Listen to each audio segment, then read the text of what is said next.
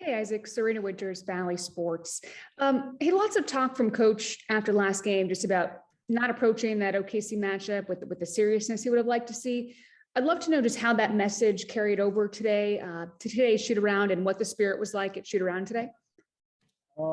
Like today's shoot around, we just went full speed with everything. Not half doing anything. Doing full sprints through the walkthrough, running over plays. Like everybody was just locked in today. And look, we know when any player goes down, it's always that next man up mentality. But more specifically, with Lowry out now, who and schematically, how do you all do your best to fill that void missing without him? Like I said, it's just next man up. Everybody knows their role on this team, so whoever the next man up knows will fit right into that spot. And our main thing is just about competing. So as long as we compete, we know we're going to find ourselves in each and every game. Hey, what have you seen with Brandon Goodwin this season? And, imagining he could get some more playing time over the next couple of weeks or so. How has he helped you guys, and where would you like to see him grow with this team? He's definitely helped us facilitate the offense once DG goes out the game. He knows how to control the game, have pace, shoot it, pass it in. He's very aggressive on defense. That's one thing I like about him. He's very physical. He guards 94 feet, so he brings that energy to our team. Thanks, Isaac. Welcome. Kelsey Russo, The Athletic. Kelsey Russo, The Athletic, sorry. Hi, Isaac. Hey. I'm curious, how have you seen Jarrett's leadership grow over the season, and how would you describe his leadership style? Jarrett's more of a, I want to say more of a vocal leader, but he's more of a show by example type of leader. He's in the gym every day, getting up lots of shots, his hook shots, free throws. By the way he just plays, by the way he works, by the way his energy on the court, the way he shows emotion, that's the way he leads, by showing example. How does that translate over, I guess, because there are kind of different leaders and everything. So seeing a big guy like him do the work in practice, and then, how hard he competes in games, is that, I guess, encouraging, inspiring at all to the rest of you guys of okay, if Jarrett's doing it, we're going to follow him? Yeah, it's encouraging because, everybody on this team is competitive. So you see one person working out and you're like, nah, I can't sit out today. I want to go work out too. So everybody's competing to see who the hardest worker is. So, that's one thing I love about this team. And then for you personally, obviously coming back from your elbow injury and everything, how have you seen you and Darius kind of grow your chemistry and just the flow of your offense in the backcourt? Yeah, it's been okay so far. Me and him talk after every game. We're always talking about when I should cut. Looking at his eye signals. We're learning about each other each and every game. Thank you. Good. Marla Ridenour, Akron Beacon Journal. Yeah, Isaac, Kevin Love said the other day that he was having the most fun since the championship season. I was wondering, what's it like when he chest bumps you, or, when you see someone, a 14-year veteran having that kind of emotion on the court? It's exciting to see that, whenever somebody's smiling, having fun, having energy on the bench, it gives us energy. So, just seeing him that excited, it's a blessing to be around.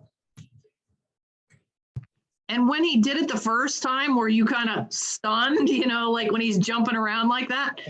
I didn't know he had that much bounce in him. So, seeing him jump that high off the ground, it was surprising for me. Thank you.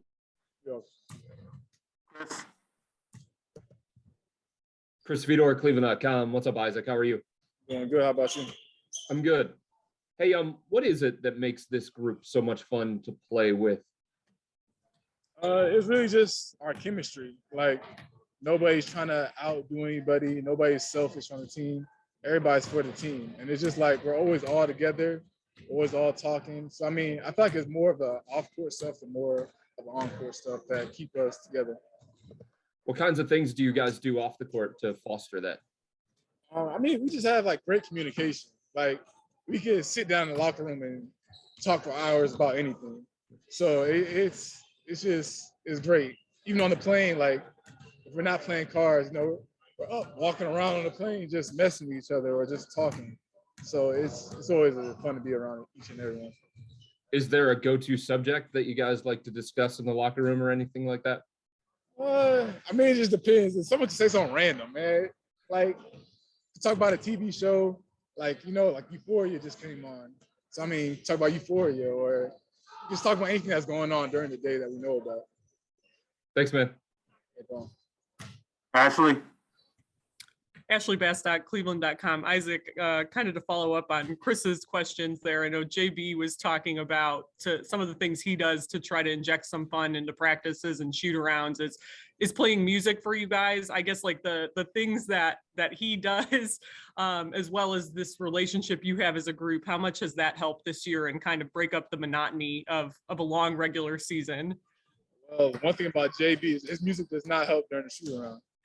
Like, it does not help. Whatever songs he's playing, nobody likes the songs that he plays. He plays all the old school songs. Nobody knows what the songs is, especially me. I don't know what the song is. So, I mean, for me, it brings the energy down. His music brings the energy down. So I tell him each and every day to change the music, but he doesn't want to listen to me. So.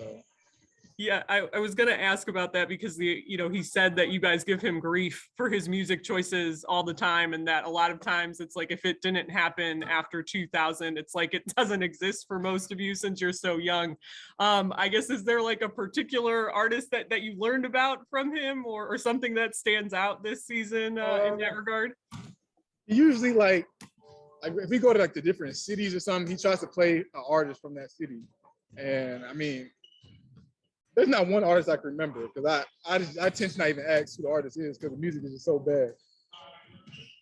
Thank you. The last question from Serena. Hey, Isaac, one more for you here. Do you guys talk about what you have to do to get home court advantage at all yet in the playoffs? I'm sorry, I couldn't hear you. Do you guys talk yet about what you have to do to get home court advantage at all in the playoffs? I mean, we haven't looked that far into the season. You know, we're always just taking it game by game. We haven't looked at playoffs. You know, it's still a long season to go ahead, you know, right now. Thank you. Hopefully you guys get to choose your own music at some point. Yeah. Tell JB to listen to me about music choices. I'll let him know. Yeah. All right, thank you.